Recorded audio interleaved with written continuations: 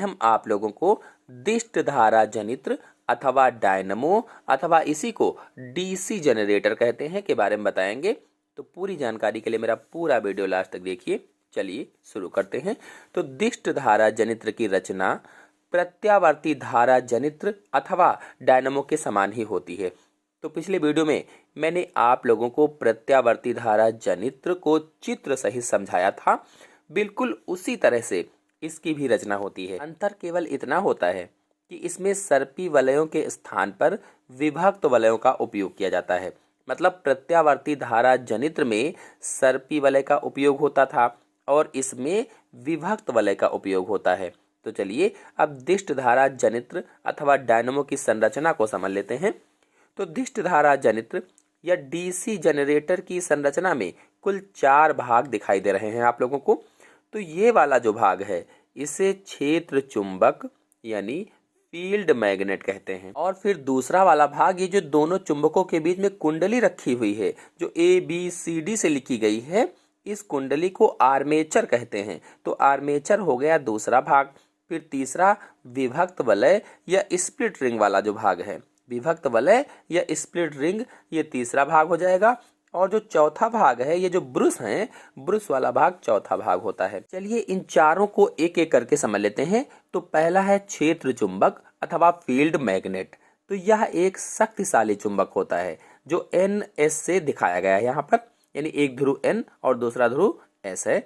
इसका कार्य शक्तिशाली चुंबकीय क्षेत्र उत्पन्न करना होता है। और कार्य पूछा जाए क्या है, तो इसका कार्य होता है एक चुंबकीय क्षेत्र उत्पन्न करना। कैसा? तो पावरफुल चुंबकीय क्षेत्र उत्पन्न करना जिसमें कुंडली घूमती है। इसके द्वारा उत्पन्न चुंबकीय क्षेत्र की रेखाएं N से S की ओर होती हैं। यानी इसके द्वारा जो चुंबकीय बल की रेखाएं हैं, चुंबकीय क्षेत्र की रेखाएं हैं, वो N से S की तरफ होती हैं। तो कुल मिलाकर के क्षेत्र चुंबक या फील्ड मैग्नेट के अंदर ये हम लोग लिखेंगे कि NS एक शक्तिशाली चुंबक के ध्रुवखंड होते हैं। और इस चुंबक का कार्य क्या है, तो शक्तिशाली चुंबकीय क्षेत्र उत्पन्न करना होता है और इसी में कुंडली घूमती रहती है। फिर आते हैं दूसरे पर, दूसरा है आर्मेचर। यह एक आयताकार कुंडली ABCD होती है। जो ABCD आप देख रहे हैं चित्र में, यह एक आयताकार कुंडली है। इसे ही आर्मेचर कहा जाता है। जो कच्चे लोहे के क्रोड पर, कच्चा लोहा होता है, कच्चे लोहे के क्रोड पर पृथक्कृत तांबे के बहुत से फेरों को लपेट कर बनाया जाता है। यानी अलग अलग जो फेरे होते हैं उनको इसी के ऊपर लपेट दिया जाता है। बहुत से फेरे लपेटे जाते हैं तांबे के, उसी से बनाया जाता है।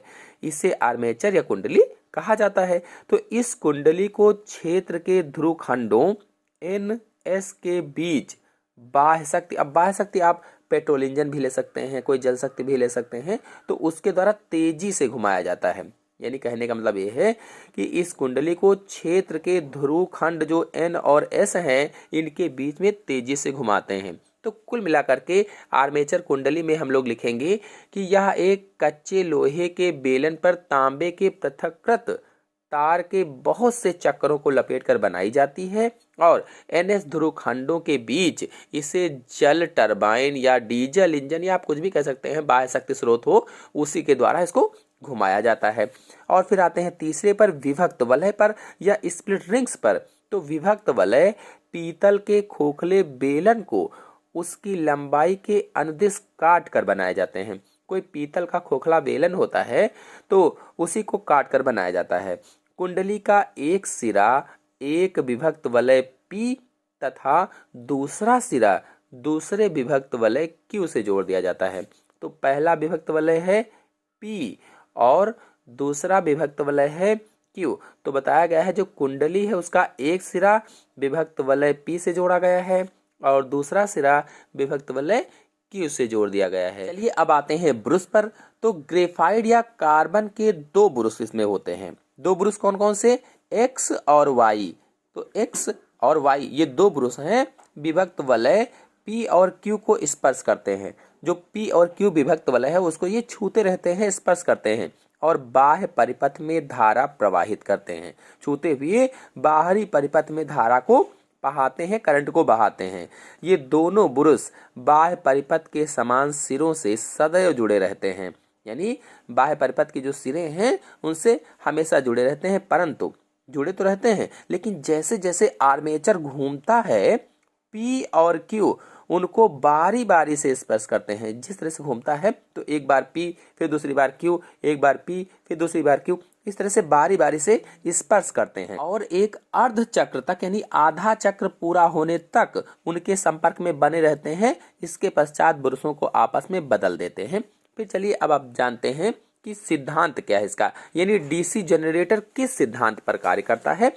तो जब किसी बंद कुंडली को चुंबकीय क्षेत्र में तेजी से घुमाया जाता है, कोई बंद कुंडली है उसको चुंबकीय क्षेत्र में तेजी से घुमाते हैं तो उसमें से गुजरने वाली चुंबकीय फ्लक्स रेखाओं में निरंतर परिवर्तन होता रहता है। यानी जो चुंबकीय बल रेखाएं होती हैं उन बल रेखाओं में हमेशा परिवर्तन होता रहता है, जिसके कारण कुंडली में एक प्रेरित विद्युत वाहक बल और बाह्य परिपथ में धारा प्रवाहित हो जाती है। तो कुल मिलाकर के जब विद्युत वाहक बल उत्पन्न हो जाता है तो उसमें धारा बहने लगती है, अतः कुंडली को घुमाने में व्यय यांत्रिक ऊर्जा जो होती है वो विद्युत ऊर्जा में बदल जाती है। यानी जो ऊर्जा खर्च हुई वो किसमें बदल गई, विद्युत ऊर्जा में बदल गई। चलिए अब डीसी जनरेटर की कार्यविधि को समझ लेते हैं, अर्थात इसकी वर्किंग या मैकेनिज्म को समझ लेते हैं। तो जब आर्मेचर कुंडली ABCD को दक्षिणावर्त दिशा में घुमाया जाता है यानी क्लॉकवाइज दिशा में घुमाया जाता है तो कुंडली में विद्युत चुंबकीय प्रेरण के कारण विद्युत धारा प्रेरित हो जाती है। कहने का मतलब है कि जब कुंडली ABCD को या आर्मेचर को दक्षिणावर्त दिशा में घुमाया गया तो घुमाने पर क्या होता है, कुंडली में विद्युत चुंबकीय प्रेरण के कारण यानी विद्युत चुंबकीय प्रेरण उत्पन्न होता है जिससे विद्युत धारा बहने लगती है। धारा की दिशा फ्लेमिंग के दाएं हाथ के नियम से ज्ञात की जा सकती है। अगर आप लोग फ्लेमिंग के दाएं हाथ का नियम नहीं जानते हैं तो मेरे चैनल में फुल वीडियो अपलोडेड है, फ्लेमिंग के दाएं हाथ का नियम, फ्लेमिंग के बाएं हाथ का नियम, आप लोग चैनल पर जा करके देख सकते हैं।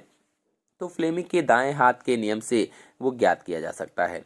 कुंडली के आधा चक्कर पूरा करने तक धारा की दिशा वही रहती है। जब तक वो आधा चक्कर पूरा करती है तो धारा की दिशा वही रहती है, अतः पहले आधा चक्कर में धारा Q से P की दिशा में बहती है।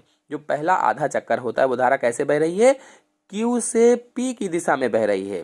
जो Q है इससे लेकर के P की दिशा में देखिए बह रही है। अगले आधे चक्कर में धारा की दिशा कुंडली में बदल जाती है। अब जो अगला आधा चक्कर है उसमें धारा की जो दिशा है वो कुंडली में चेंज हो जाती है, बदल जाती है, परंतु पहले ही बुरुशों की स्थिति को इस प्रकार समायोजित किया जाता है कि जिस समय कुंडली में धारा की दिशा बदलती है ठीक उसी समय बुरुश का संबंध एक भाग से कटकर दूसरे भाग से हो जाता है।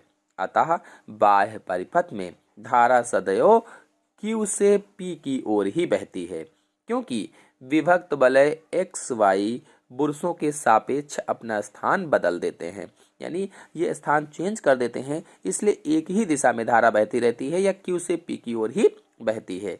इस प्रकार बाह्य परिपथ में दिष्ट धारा या DC प्राप्त हो जाती है और यह जनित्र दिष्ट धारा जनित्र कहलाता है, यानी DC जनरेटर कहलाता है।